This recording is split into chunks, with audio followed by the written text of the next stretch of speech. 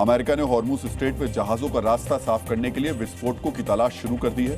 रक्षा सचिव पीट हेग्सेथ के अनुसार ईरानी बंदरगाहों की नाकाबंदी तब तक जारी रहेगी जब तक कोई ठोस समझौता नहीं हो जाता।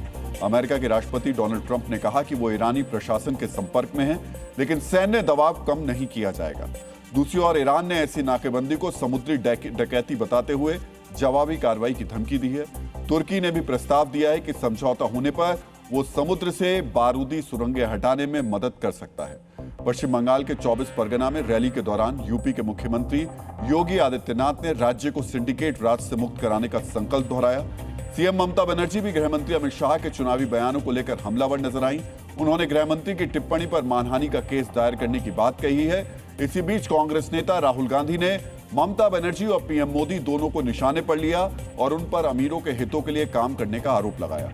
आज बीजेपी के शीर्ष नेताओं राजनाथ सिंह, जेपी नड्डा और नितिन नवीन ने रोड शो भी किए। बीजेपी नेता प्रवेश वर्मा ने अरविंद केजरीवाल के लोधी एस्टेट वाले घर की कुछ तस्वीरें जारी की हैं।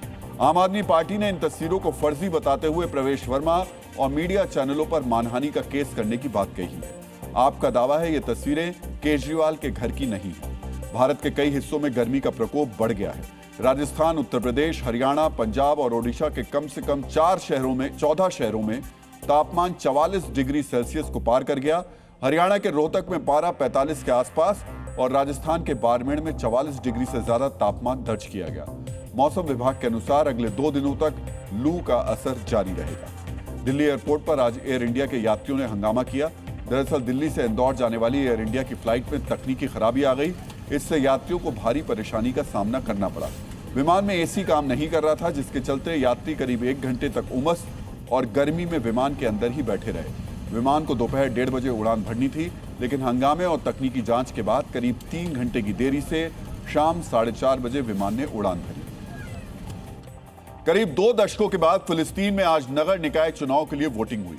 गाजा पट्टी के देर अल बला में भी लोगों ने मतदान किया। गाजा युद्ध के बाद इस क्षेत्र में यह पहली चुनावी प्रक्रिया है। इसमें गाजा और वेस्ट बैंक के करीब 15 लाख नागरिकों ने हिस्सा लिया। फिलिस्तीन चुनाव आयोग के अनुसार गाजा के केवल इसी शहर में वोटिंग हुई है। हालांकि हमास ने आधिकारिक तौर पर अपने उम्मीदवार नहीं उतारे, लेकिन कई स्वतंत्र उम्मीदवार मैदान में हैं। चुनाव के नतीजे रविवार तक आने की संभावना है।